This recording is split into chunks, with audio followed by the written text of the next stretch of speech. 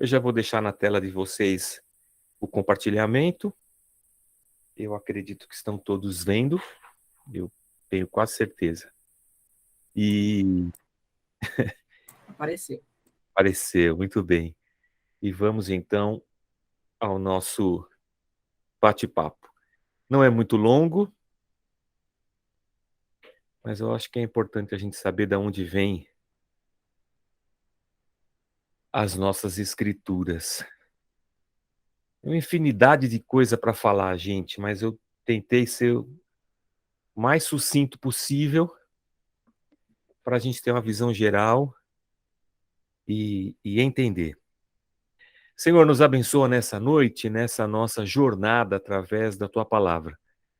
Ilumina, Senhor, os nossos olhos, nos dá sabedoria, entendimento.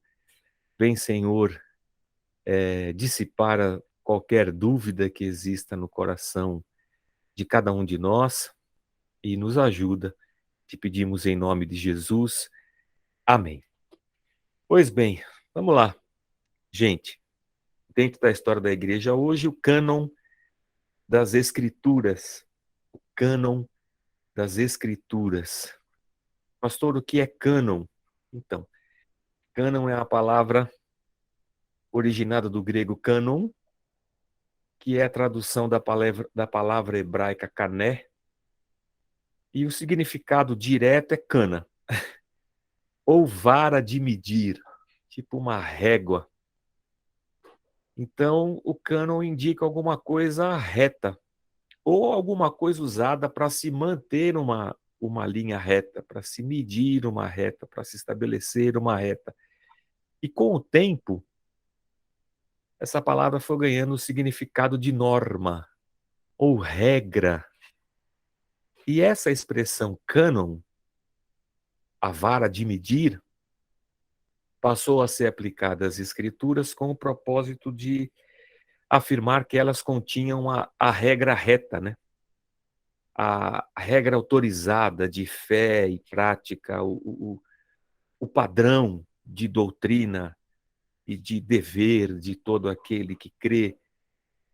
Então, quando a gente pensa no cânon das escrituras, a gente está falando dessa reta, dessa norma, dessa regra autorizada que fez com que os livros bíblicos estivessem alinhados dentro desse livro. Então, a gente vai dizer que um livro tem autoridade canônica, ou seja, um livro da Bíblia, né?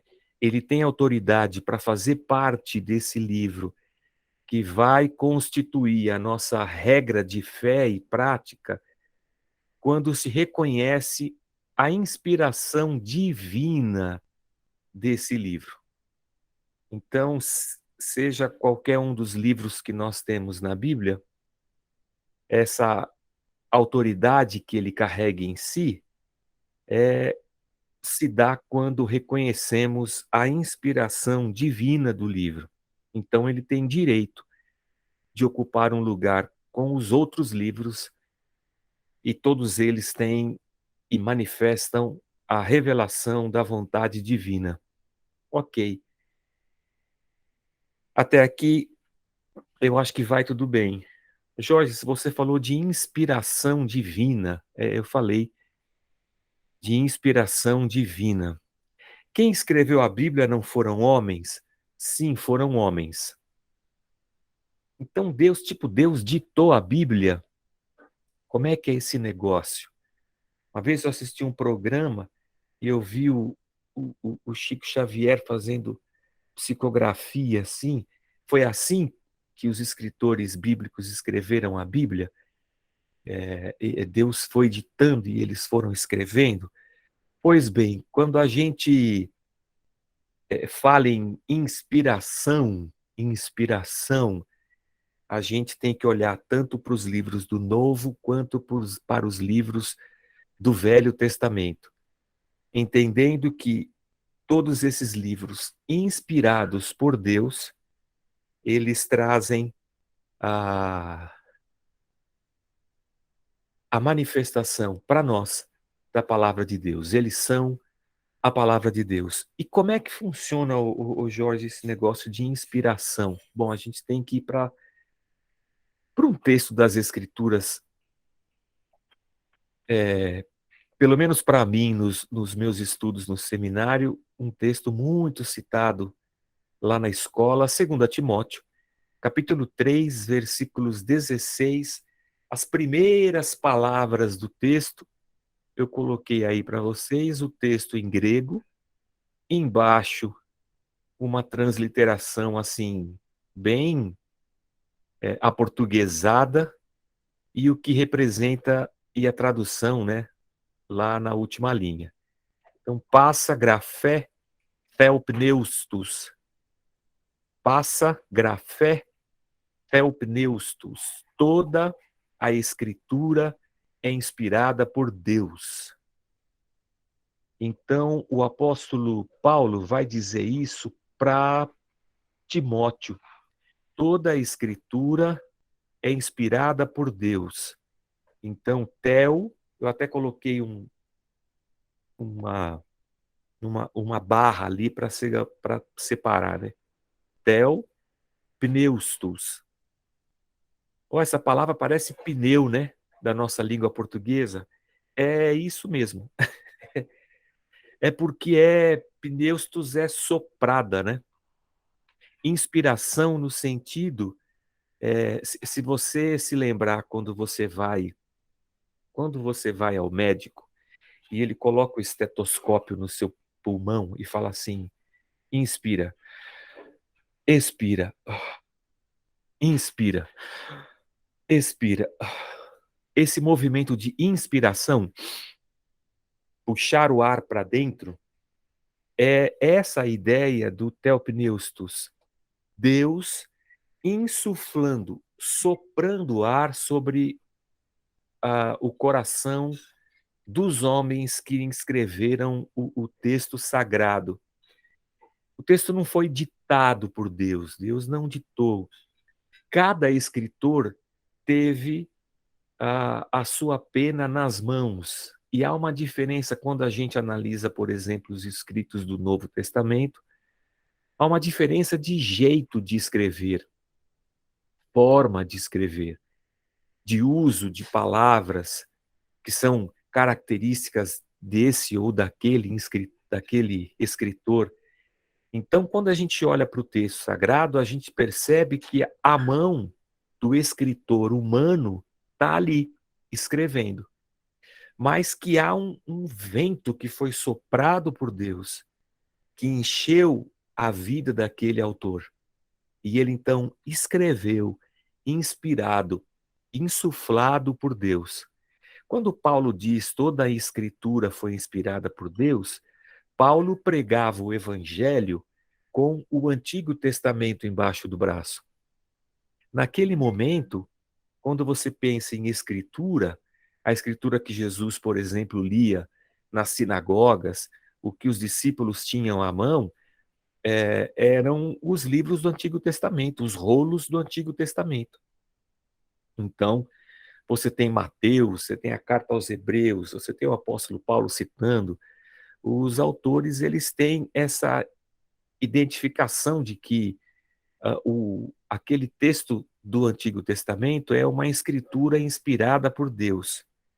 O Jorge, quando Paulo escreve para Timóteo que toda a escritura é inspirada por Deus, e você está dizendo que provavelmente ele tinha em mente a escritura como sendo o Antigo Testamento, você acha que quando Paulo escreve isso para Timóteo, ele também acha que essa carta aqui, segunda carta dele para Timóteo, se transformaria no que a gente chama hoje de Bíblia, nesse compêndio dos livros do Antigo Testamento e do Novo Testamento?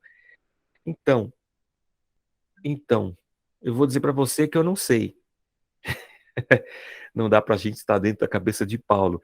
Pode ser que sim, pode ser que não. Porque as cartas que eram destinadas às igrejas, no caso aqui a Timóteo, um pastor, eram cartas que circulavam às igrejas e elas eram lidas constantemente. Então pode acontecer de Paulo, nesse momento aqui, ele ter a ideia de escritura só como o Antigo Testamento, ou ele pode também já ter dentro dele essa ideia de que essa carta que ele está lendo e que ele está escrevendo para Timóteo e as outras que ele escreve também são inspiradas por Deus. Mas é claro que na cabeça de Paulo não tem essa ideia de um cânon, de uma norma, de livros fechados, que são a palavra de Deus inspirada, toda a revelação de Deus ao homem contida ali dentro. Não, essa ideia ainda não estava na cabeça do apóstolo Paulo. Mas quando a gente lê hoje 2 Timóteo 3, passa grafé Theopneustos, a gente, olhando daqui para trás, a gente entende que no desenrolar da história, os livros bíblicos foram se encaixando até que eles se tornam um cânon fechado, né? E quando a gente olha para trás, a gente lê esse versículo e diz: esse versículo diz respeito a todos os livros do Novo Testamento e do Velho Testamento. Ainda que não fosse essa a ideia, talvez, primeira de Paulo, mas quando a gente olha para esse versículo, é assim que a gente entende. Então a Bíblia foi inspirada por Deus. Não quer dizer que Deus ditou a Bíblia. Quer dizer que ali está a pena do escritor e a inspiração de Deus no coração de cada um que escreve. Pois bem, vamos dar um passo para frente.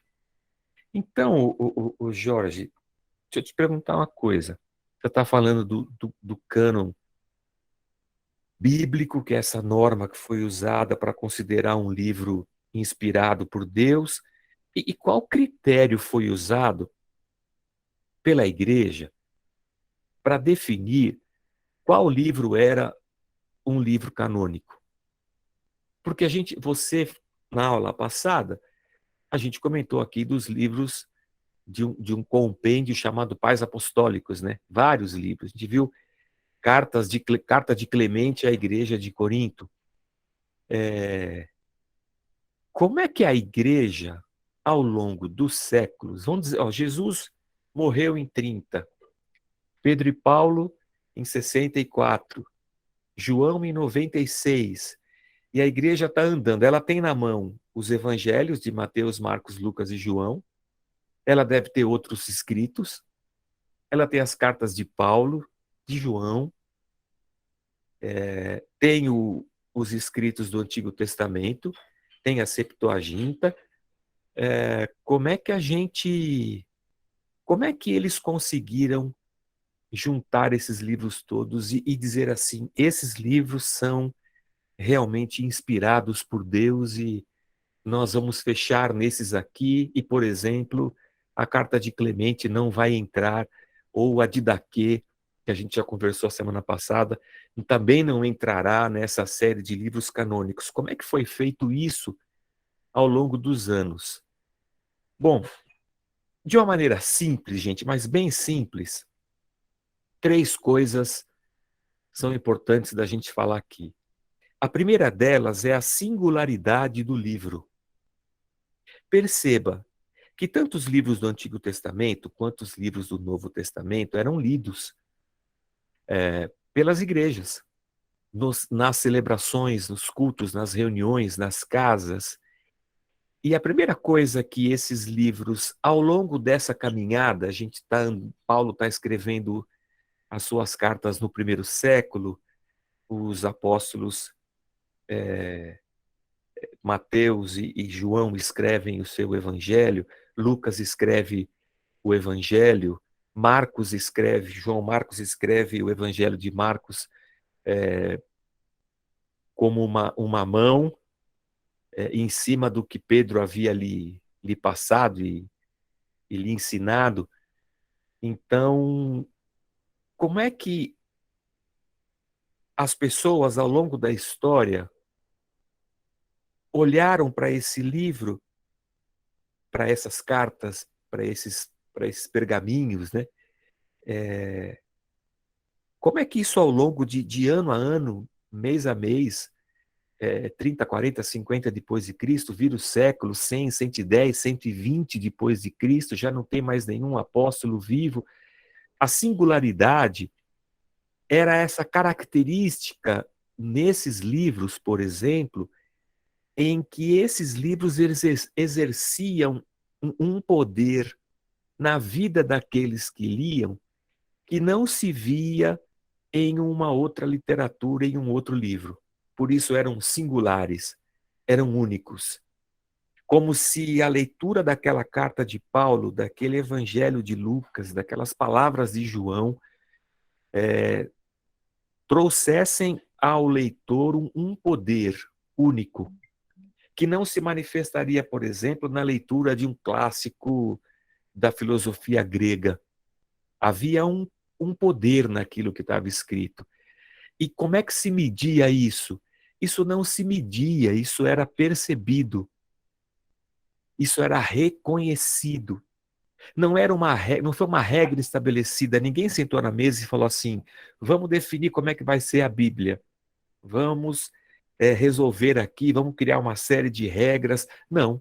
À medida que esses textos todos, inclusive os pais apostólicos, iam sendo lidos na história da igreja e nos cultos, essa característica da singularidade, do poder que está naquelas palavras, estavam se manifestando e a igreja ia reconhecendo: puxa, esse livro aqui é diferente, hein? Esse evangelho aqui é diferente, essa carta aqui é diferente. Então, a singularidade foi um critério. O segundo critério é que esses pergaminhos, esses livros, essas cartas eram usadas nos cultos. O Jorge, os pais apostólicos também não eram usados nos cultos, eles eram. A carta de Clemente, por exemplo, que foi para a igreja de Corinto, ela era lida nos cultos, mas ela não foi reconhecida como canônico. Porque apesar dela ser lida nos cultos, ao longo da história, não se tinha essa experiência de poder, por exemplo, na carta de Clemente. Mas todos os livros que tinham essa característica de poder e singularidade estavam dentro dos cultos e na leitura. Então, como uma segunda regra, é que esses livros estavam presentes nos cultos da igreja ao longo das décadas. E uma terceira coisa que conta e que contou para que os livros fossem considerados canônicos é se esse livro tinha relação com algum dos apóstolos de Cristo. Se o livro tem alguma relação com um apóstolo de Cristo, ele já estava assim com um passo para dentro desse cânon bíblico, dessa norma para se reconhecer a inspiração divina e a santidade desse escrito. Então, se ele citava um apóstolo, se era a história de um apóstolo, se foi escrito por um apóstolo, por exemplo, Marcos escreve o seu evangelho e ele tem como um pai um pai, um mestre, um tutor, a Pedro, né? Se é Pedro, então as cartas de Pedro, por exemplo, as cartas de João, o Apocalipse. Então, a singularidade, a presença desse material nos cultos para edificação e a relação com algum dos apóstolos são três características que, ao longo da história da igreja, conferiram aos livros essa canonicidade. Tá bem? Vamos dar mais um passo. Vamos dar mais um passo. A primeira lista que se tem relato na história da igreja com os livros canônicos data de 190 depois de Cristo.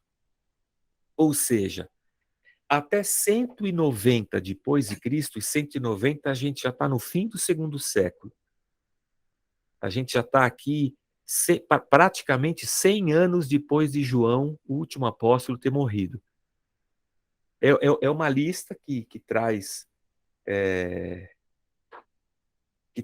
uma relação de vários livros e ela está muito próxima do que a gente tem hoje.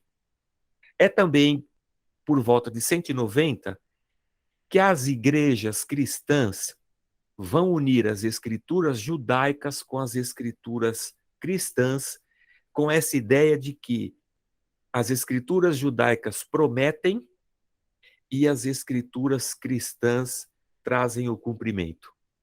Aquilo que se prometera no passado, no Antigo Testamento, se cumpre nos escritos do Novo Testamento. Só em 190 que a igreja vai juntar as duas, sim, nesse processo de veracidade, de santidade, de canonicidade, nesse processo de reconhecer livros inspirados por Deus, perto de 190, e também já vem acontecendo, né, uma série de heresias que tentam entrar na igreja. A gente falou disso a semana passada. E uma delas eu não falei. Nessa época aqui, uns anos para trás, surge um cara no meio da igreja chamado Marcião. Marcião. E esse cara, ele dá origem a uma heresia e muita gente vai segui-lo. São os marcionitas. Marcionitas, que vem do Marcião. O que é esse Marcião aí? Esse cara, ele achava que o Deus revelado nos escritos do Antigo Testamento era um Deus muito duro, um Deus de muito juízo, sabe? De muito sangue, de muita morte. E ele dizia assim: o Deus do Velho Testamento, dos escritos judaicos, não é o mesmo Deus do Novo Testamento. O Deus do Novo Testamento, que a gente vê encarnado em Jesus, ele é um Deus de amor, de misericórdia, que vem para curar, para salvar, que vem libertar o doente. Ele conhece as narrativas dos evangelhos, o Marcião. Então ele vai dizer, ele vai criar essa teoria aí. Não, não é o mesmo Deus. Não é o mesmo Deus. Então, na cabeça do Marcião, o Velho Testamento joga fora. E todos os escritos do Novo Testamento que trazem em si uma carga muito grande de conceitos judaicos, Marcião também jogou fora. O Evangelho de Mateus, por exemplo, a Carta aos Hebreus, joga fora. Basicamente, o Marcião ficou só com Paulo. Para o Marcião, só Paulo, os escritos de Paulo deveriam ser considerados. E isso, por causa disso, a igreja que reconhecia, é claro, o valor dos escritos do Antigo Testamento, nas suas promessas, né, e na sua história, se vê agora diante de um problema. Se essa história do Marcião der certo, e se isso for para frente, se essa heresia for para frente, a gente vai ter um problema com essa autorrevelação de Deus, que vem desde Gênesis. Esse Deus que se manifesta a Abraão, a Isaac, a Jacó, que chama Moisés, que fala ao coração dos profetas e que agora que teve essa trajetória de revelação, ele então encarna na pessoa do Cristo, cumprindo aquilo que os profetas prometeram e salvando então o ser humano.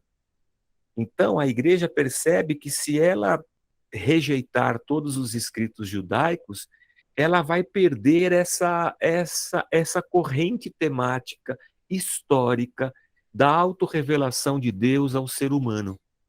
Então, em 190, e por essa época, para não ser tão assim, né, para não ser tão justo, né, e cravado na data, mas é nessa época que a igreja, e aqui eu vou dizer a igreja como um todo, os seus líderes, seus bispos, os pais da igreja, os discípulos dos apóstolos e seus discípulos que estão pastoreando e cuidando dessa igreja, a liderança, né, que vem andando, esse povo, esses líderes vão entendendo essa necessidade. A gente tem que juntar Velho Testamento, Antigo Testamento e os escritos cristãos e transformar tudo isso numa biblioteca. Daí o termo Bíblia, que é o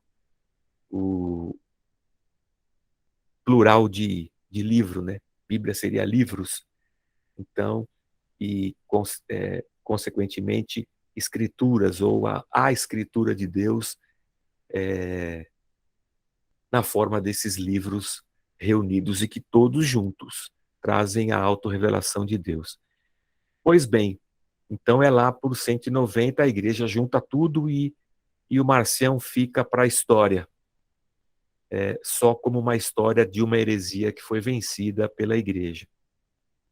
Depois de 190, em 367 depois de Cristo, ou seja, quase 200 anos depois, o bispo Atanásio, que estava em Alexandria, Alexandria era uma cidade, uma polis desde os tempos da Grécia, foi fundada por Alexandre o Grande, lá na África, no Egito.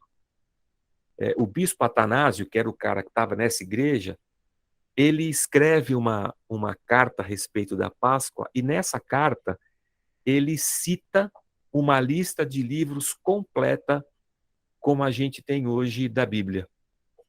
Ele faz essa citação. Até 367, a gente tem esses livros sendo usados pela igreja, e eles estão sendo provados, e a igreja está reconhecendo sua singularidade, sua proximidade aos apóstolos, e a manifestação e a inspiração de Deus. A igreja está andando com essa relação toda de livros. E aí é em 393, num concílio. Um concílio é uma reunião de líderes cristãos, né, para se debater e resolver dilemas e problemas e temas, e se chegar a consensos, né? Então, é no concílio na cidade de Hipona, onde nasceu um outro pai da igreja muito famoso chamado Agostinho de Hipona, lá na África. É nesse concílio, em 393 depois de Cristo, que a lista é praticamente fechada, e depois ela é de novo citada no concílio de Cartago em 397 depois de Cristo. Então, desde 190, quando se junta o Antigo e o Novo, até 367 com Atanásio, e 393 e 397, esses livros todos estão sendo analisados, estudados, lidos, julgados, e eles mesmos, ao longo dessa história, estão mostrando a sua singularidade, o seu poder. E as igrejas, com a sua liderança, e os bispos e os pastores, eles estão, na verdade, eles não estão escolhendo, eles estão reconhecendo, né, quais livros efetivamente são inspirados por Deus e representam essa autorrevelação de Deus. E aí, de 397 para frente, a gente tem as escrituras, então, fechadas. Ô Jorge, o que são livros apócrifos que os católicos têm e que a nossa Bíblia evangélica não tem? Então, apócrifo significa falso, suspeito. O termo apócrifo, essa expressão usada quando um fato ou uma obra não tem sua autenticidade provada, ou seja, ela tem sua origem suspeita ou duvidosa. No caso bíblico, apócrifos são livros reconhecidos como inspirados pela fé católica, pela Igreja Católica, mas que não são considerados inspirados pela fé cristã protestante ou evangélica. Na época da Reforma, para você ver, na época da Reforma, quando a gente tem essa separação entre a Igreja Católica Romana, ou até então a única igreja, né? a igreja que Cristo plantou na terra. A gente tem na Reforma Protestante essa divisão, e os protestantes eles vão contestar alguns livros que estão no Antigo Testamento, que são Tobias, Judite, 1ª e 2ª Macabeus, Sabedoria de Salomão, Eclesiástico ou Siraque, Baruque e algumas partes de Esther e Daniel que foram colocadas a mais do que essa que a gente tem hoje. Ou seja, para a igreja protestante, quando chega a reforma e ela olha para o cânon que até então está sendo usado, ela vai dizer assim, olha, esses livros aqui, eles não são inspirados, eles são suspeitos. Eu acho que a autenticidade deles não está provada. E a gente vai ter essa separação. Se você pensar que, por exemplo, a Bíblia ou os livros que os judeus liam no Antigo Testamento e que foram traduzidos para a língua grega, e os gregos faziam isso, né, como instrumento de dominação, na Bíblia, que foi traduzida do hebraico para o grego, e que é a versão que a gente encontra lá no Novo Testamento bastante, lá no 1º século, Jesus cita muito a Septuaginta, lá tem Tobias, tem Judite, tem Macabeus, mas nessa ruptura, esses livros são deixados de lado. Então, na Bíblia católica, eles existem, não é aberração, tá? São livros que retratam histórias que têm um fundo bíblico, mas que a igreja protestante acha que eles são suspeitos e prefere não inseri-los no cânon bíblico. Os católicos acham que eles são inspirados e eles estão dentro do cânon bíblico. Servem para a gente como pesquisa, como história, e tem a sua veracidade, né, histórica, mas os evangélicos não vão considerar esses livros inspirados. Faz alguma diferença, Jorge?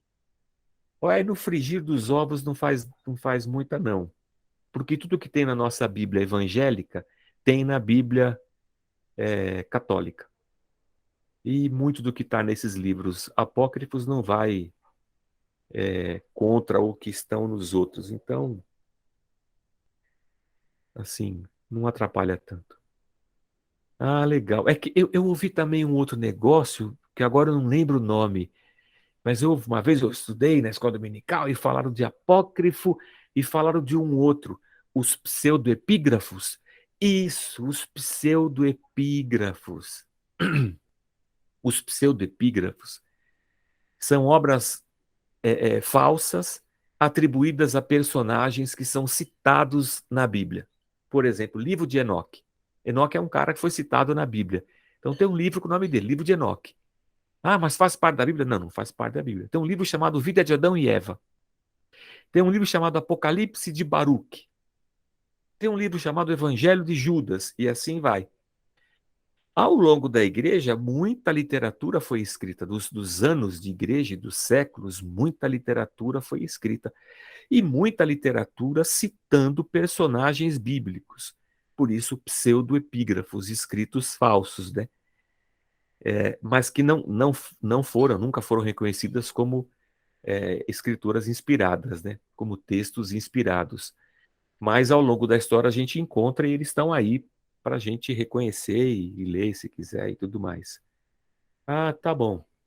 Bom, acho que até aqui eu estou entendendo. Está indo bem. E essa Bíblia que a gente tem hoje, o Jorge, como é que ela chegou até a gente?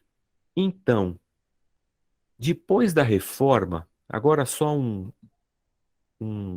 bate-papo aqui.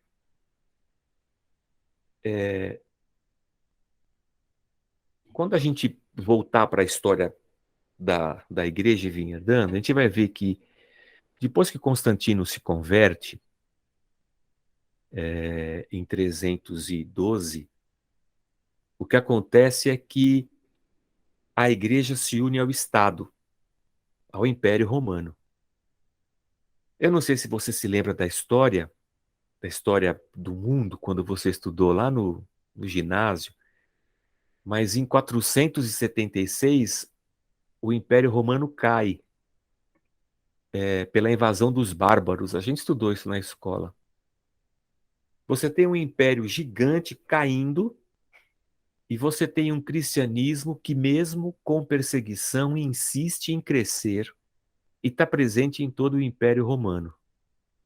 Quando Constantino ele se converte e ele e o Teodósio e os imperadores que vieram depois, eles percebem essa decadência do Império Romano e esse crescimento do cristianismo. Acontece um fenômeno aí. O que antes unia o Império Romano era o imperador. A Pax Romana era o seu exército e a sua visão de mundo. Só que esse império está caindo, né? Ele vai degringolando aos poucos. Então, esses imperadores, eles acabam. E isso é um movimento que vai acontecendo, tá? E o que acaba depois que esse Império Romano vai degringolando e que o imperador já não tem mais poder de segurar esse império de pé, o que vai dar liga a esse império, o que vai amalgamar e manter esse império unido, pasmem, é o cristianismo. Se o que antes ligava o império era o imperador e o seu próprio conceito de império, o que vai manter essa região ligada pelos séculos é o fato dela ser cristã. Teodósio, então, oficializa a religião cristã como a religião do império. Mas qual cristianismo, Jorge? O cristianismo dos pais da igreja. O cristianismo que passa dos apóstolos para os bispos e pastores, para os discípulos deles, para os pais da igreja. É essa igreja, perseguida, mas que cresce e se expande por todo o império e que agora se torna a religião oficial do império. E, de repente, todo o império agora é cristão, porque é o cristianismo que une. E aí você tem um negócio muito louco. Imperador e os líderes da igreja são os maiores representantes aqui na Terra de poder.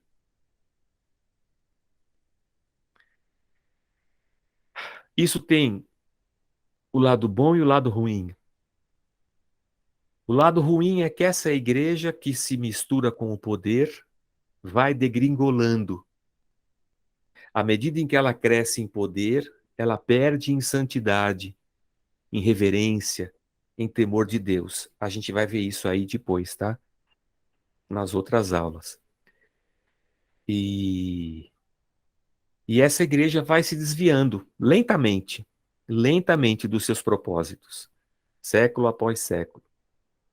É bem nesse início que um imperador pede para um pai da igreja uma tradução da Bíblia. Ele fala assim: a gente tem a Bíblia, os escritos neotestamentários em grego, a gente tem o Antigo Testamento em grego, tem em hebraico também, mas nós não temos uma Bíblia em latim. E latim era a língua da cidade de Roma. Então, como agora você tem não mais aquele poder grego-romano sobre o império, mas o que mantém o império é o cristianismo, o Papa, o líder, vai dizer assim: escuta, a gente precisa de uma Bíblia em latim. Então, o Jerônimo vai traduzir a Bíblia para latim. Ele vai para Israel e fica lá em Jerusalém por mais de 10 anos aprendendo hebraico, depois vai aprender grego e traduz a Bíblia do hebraico e do grego para o latim. E essa Bíblia passa a ser a Bíblia dessa igreja, nova igreja que agora está aliada ao Estado. Ela é chamada de Vulgata. Não é porque é vulgar nesse nosso termo vulgar de hoje em dia, assim, vulgar. Vulgata porque ela é comum. Então a Bíblia passa a ser um livro comum que todo mundo pode ler, porque ela está disponível agora na nossa língua, que é o latim, a nossa língua aqui de Roma. A questão é que ela traz alguns problemas de tradução, de você entender os conceitos e os contextos. É claro que o trabalho de Jerônimo é hercúleo. Traduzir a Bíblia inteira é um trabalho gigantesco, mas é passível de erros. E a Vulgata traz alguns erros que são sérios. Dois deles, e que vão definir muito o caminho da igreja. Dois deles é o que lá em Lucas, quando o anjo vai visitar Maria, na tradução de Jerônimo, se tem um entendimento de que Maria já era uma mulher cheia da graça de Deus antes da visita do anjo. Quando o anjo a visita, ele fala assim: Maria, você é cheia de graça. É por isso que a gente, que nós, que os cristãos católicos e nós, quando éramos cristãos católicos, rezávamos a Ave Maria e dizíamos: Ave Maria, cheia de graça. Na verdade, isso aí é a saudação do anjo lá em Lucas, né?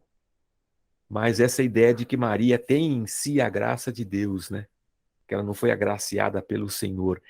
E daí, ao longo das décadas e dos séculos, vai criando esse conceito de Maria virgem eternamente, de Maria que subiu aos céus, de Maria como quase parte da Trindade. E em muitos escritos teológicos católicos, a Maria se mistura com o Espírito Santo. É uma coisa assim maluca, bem intrigante para nós protestantes, bem esquisita e maluca. Mas essa ideia de Maria vem dessa tradução de Jerônimo na Vulgata. Assim como o perdão, traduzido como penitência por Jerônimo, e que ao longo dos séculos a igreja sai da Idade Antiga e entra na Idade Média, com essa ideia de que para ter perdão de Deus eu preciso de penitência, de pagar alguma coisa, de ferir meu corpo, sabe? Então isso foi produzindo na igreja também, ao longo dos séculos, problemas sérios. É com o advento da reforma que os reformadores falam assim: a gente tem que voltar para o grego e para o hebraico. E eles deixam de lado a Vulgata e se debruçam sobre o texto.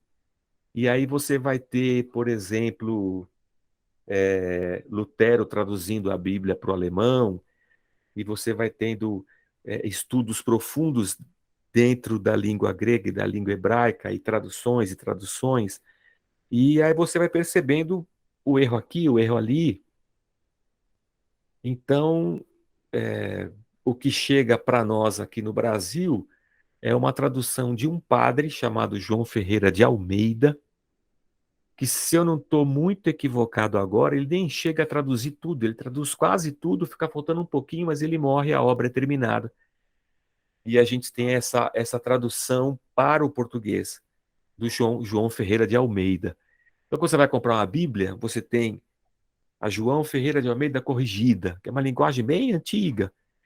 Aí a Sociedade Bíblica do Brasil deu uma arrumada, assim, sabe, uma atualizada nesse texto e virou a revista, a tradução do João Ferreira de Almeida, revista e atualizada, um pouco mais moderna. Agora você tem a atualização da atualizada.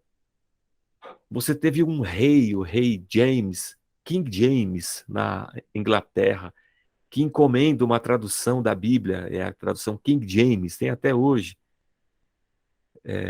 Mais aqui para o nosso tempo, você tem a NIV, New International Version, que vem para o Brasil também, e é feito um trabalho bem grande para se ter uma outra tradução da Bíblia que não seja aquela do João Ferreira de Almeida. E agora, mais recente ainda, a NVT, a nova versão transformadora, que é um outro grupo se reúne, pega o original grego, pega o original hebraico e faz uma nova tradução. Então, hoje você tem várias traduções e você tem tradução da Bíblia para tudo quanto é texto, para tudo quanto é língua. Diferentemente, por exemplo, do Alcorão. que só existe em árabe. Se você quiser ler o Alcorão, tu vai ter que aprender árabe. A Bíblia não. Se você quiser ler a Bíblia, você lê com linguagem mais atualizada, mais antiga e mais nova e tudo mais. Ô Jorge, ainda existe o livro que Mateus escreveu? A carta que Paulo escreveu existe ainda? Não, não existe. Nenhum dos textos autógrafos, os que foram escritos no Novo Testamento pelos próprios autores, existe. Do Velho Testamento, obviamente que não. É uma tradição oral que vem sendo mantida e escrita. No Novo Testamento a gente não tem. O que a gente tem então, Jorge? A gente tem manuscritos. É óbvio que naquele tempo não tinha máquina de escrever, nem computador. A única forma de se replicar um texto era escrevendo. Então a gente tem manuscritos do Novo Testamento. Então você tem transcrições de livros, você tem transcrições de texto. Então, por exemplo, um pai da igreja foi fazer um sermão e nesse sermão ele transcreve um texto de Paulo lá no sermão, ou de João, ou do Evangelho. Isso aí vira arqueologia e alguém um dia acha e fala assim, pô, achei aqui, ó, um pedaço do Evangelho de Mateus. Pô, eu achei aqui também. Aí a arqueologia ao longo dos anos e das décadas junta todos esses manuscritos, e são mais de 3.000 no Novo Testamento, e você então você chega na Bíblia como nós temos hoje. Mas e como é que a gente tem garantia então que isso aí é fiel? A Bíblia é o livro que mais tem manuscritos conhecidos no mundo.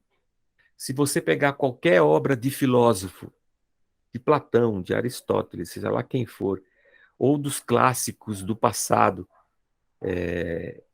Ilíada de Homero, que também não tinha computador nem máquina de escrever, você tem manuscritos. Se você pegar qualquer desses escritos, a Bíblia tem pelo menos 10 vezes mais manuscritos do que qualquer livro da antiguidade. Então, ela é muito mais crível, muito mais. Ela pode ser muito mais atestada do que qualquer escrito que a gente tenha conhecimento na história. Então, a gente tem a certeza de que o livro que a gente tem na mão é realmente aquilo que saiu da pena dos autores e que chegou até nós. E, obviamente, você tem todo o trabalho da igreja e o esforço dos pais na luta contra as heresias e na verificação da singularidade, da apostolicidade e da canonicidade do texto. Você tem também, e a gente acredita nisso, a gente tem a mão de Deus, né? Guardando a sua palavra para que ela se mantenha íntegra ao longo dos séculos. Então, hoje, a gente olha para as Escrituras e aqui a gente, na Casa da Rocha, entende que a Bíblia é a palavra de Deus. Ela é a autorrevelação de Deus para nós. A gente acredita que tudo que está escrito ali é inspirado por Deus. E a gente usa a Bíblia como sendo essa autorrevelação de Deus, regra de vida e fé para a gente e para a nossa caminhada. Eu acho que era isso que eu tinha para falar. Eu acho que eu não tenho mais nada. E acho que já falei bastante.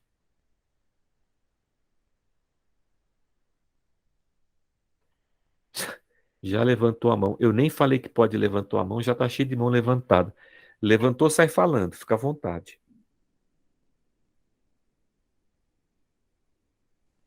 Deus sim.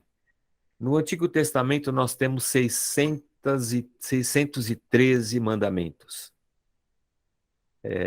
incluídos aí os 10 mandamentos, né? Você tem 613. Você tem mais de 1.000 anos entre o início dos escritos e o final dos escritos do Antigo Testamento, por exemplo. Então você tem séculos e séculos e séculos de autores e de Deus se revelando na história. A humanidade nos dias de Jesus era muito diferente da humanidade nos dias de Noé, por exemplo. ou nos dias de Abraão, de Isaac, de Jacó. Então você tem Deus se revelando ao ser humano, mas Deus não chega lá para Abraão, por exemplo, e vai dizer assim: olha, deixa eu contar para você aqui, vai acontecer assim, assim, assado, e a história está resolvida. A revelação de Deus, quando a gente olha para o texto, a gente percebe que a revelação de Deus é progressiva. Deus vai se revelando. Jorge, por que ele fez assim? Ah, eu não sei, ele fez assim. Ele vai se revelando a Adão, a Noé, a Moisés. Ele vai fazendo alianças, Abraão, Isaac, Jacó. Ele vai se revelando.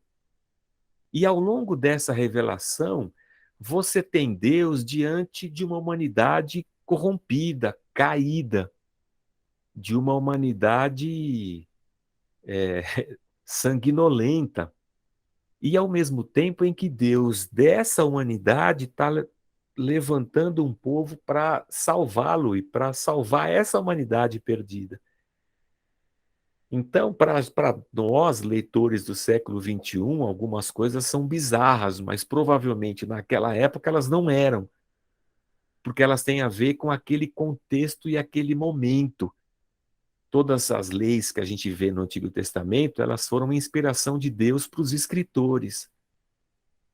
Mas todas essas leis e tudo que está escrito, quando a gente vai ler hoje, a gente tem que buscar algumas chaves para entendermos. Se é a autorrevelação de Deus, essa autorrevelação de Deus, ela se concretiza em Jesus. Então, quando eu leio o Antigo Testamento, eu leio sempre colocando um óculos, que a lente desse óculos é Jesus Cristo. Então, é com essa lente que eu vou olhar para trás, tentando encontrar nessa leitura o que Deus quer me dizer a respeito de Jesus, o que esses escritos diziam ao leitor original, aquela cultura e aquele cara que está há 2, 3 mil anos atrás de mim, eu entender aquele contexto histórico, cultural e o porquê que essa situação, por que Deus está escrevendo assim, por que Deus está se revelando assim. Então, tem coisas que são talvez difíceis de escolher, de entender. Por que Deus proíbe, por exemplo, o sacrifício de animais que ruminam e que têm o casco fendido, ou que não ruminam, ou que voam, ou que andam raspando a barriga? Há coisas que não adianta a gente querer encontrar explicação, porque a gente não vai encontrar. A gente teria que sentar, se debruçar sobre o texto e fazer um estudo bastante sincero e longo para buscar um entendimento assim profundo deles, que obviamente não é a nossa intenção aqui em 20 minutos, meia hora, mas é a inspiração de Deus no coração de quem está escrevendo. Então, todas essas leis são leis que Deus deu ao povo. Existem leis que se referem à santidade, existem leis cerimoniais que, no fundo, estão mostrando para o ser humano cerimônias várias que conduzem o povo por um caminho de santidade e que elas são, na verdade, o escritor de Hebreus vai dizer, uma sombra do que Cristo representa e representaria na história da humanidade. Então a gente só tem que entender essas questões todas para poder absorver o que está escrito lá e entender como é que Deus está se revelando para a gente chegar onde a gente chegou aqui hoje. Eu acho que eu entendi a sua pergunta, tentei respondê-la. Não sei se adiantou alguma coisa ou se você entendeu a resposta, mas foi o que deu para fazer. É,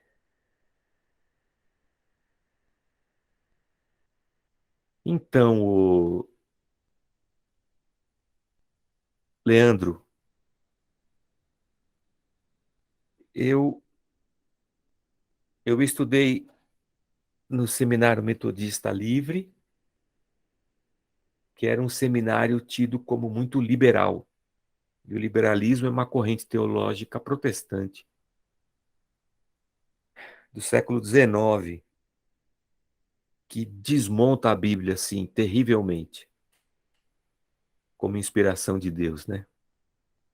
Depois estudei por 6 anos no Servo de Cristo. Ao longo desses meus 6 anos de Servo de Cristo, Leandro, eu hei de confessar a você que ao longo desses 6 anos estudando teologia sistemática,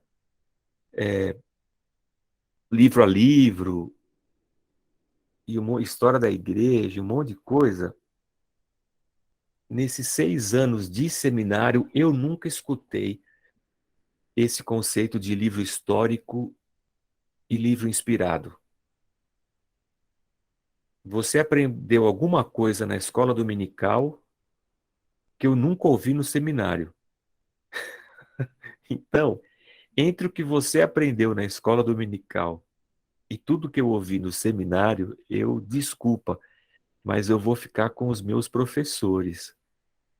E todos os meus professores, tanto de Novo Testamento quanto de Velho Testamento, sempre tiveram uma abordagem com o texto muito piedosa e com muito temor. Eu, por exemplo, tive uma matéria chamada Livros Históricos do Antigo Testamento, com o professor Kirchner, um pastor luterano, mestre e doutor em teologia. Então, a matéria se chamava Livros Históricos do Antigo Testamento. E ela durou um semestre. E a gente estudou Esdras, Neemias, Crônicas, Reis. Em nenhum momento, o professor fez qualquer alusão ao fato de que aqueles livros, por serem históricos, não eram inspirados. Ele sempre se debruçou sobre o texto e ensinou a gente a fazer isso com muita piedade, reconhecendo ali a palavra de Deus.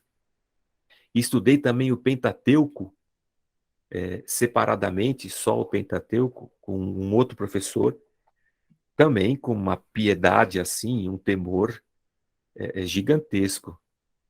Eu desconheço esse conceito. Eu olho para as Escrituras como palavra inspirada de Deus, seja ela uma, uma narrativa histórica, como, por exemplo, o livro de Esther. O livro de Esther, se você lê o livro inteiro, ele não fala Deus. Ele não cita o nome Deus, ele não fala de Deus. Assim, a palavra Deus não está no livro. O que não significa que o livro não seja um relato assim empolgante e apaixonante a respeito da ação de Deus na vida do seu povo. Então, eu me debruçar sobre um livro como esse, ou como um livro como Neemias, ou as Crônicas, e eu imaginar que isso aqui é só uma narrativa histórica e que não tem aqui a mão de Deus inspirando o autor a nós, para que a gente reconheça ali a, a, a autorrevelação de Deus, seria uma abordagem do texto bem estranha, assim, para mim bem estranha, tá? Vou dizer para mim bem estranha. Porque aí eu vou perguntar para você, quem é que fez o crivo de escritura histórica e escritura inspirada? Quem que é, quem que resolveu fazer essa divisão, né? Eu não sei. Para mim isso é novo, tá? Eu sou cristão, né? Eu sou cristão e quando eu olho para o texto, para mim esse texto é a autorrevelação de Deus. É por isso que nós protestantes, um dos lemas da Reforma foi sola Scriptura. São os 5 lemas da Reforma, né? A gente viu isso na classe de catecúmenos, na classe do Conhecendo a Casa.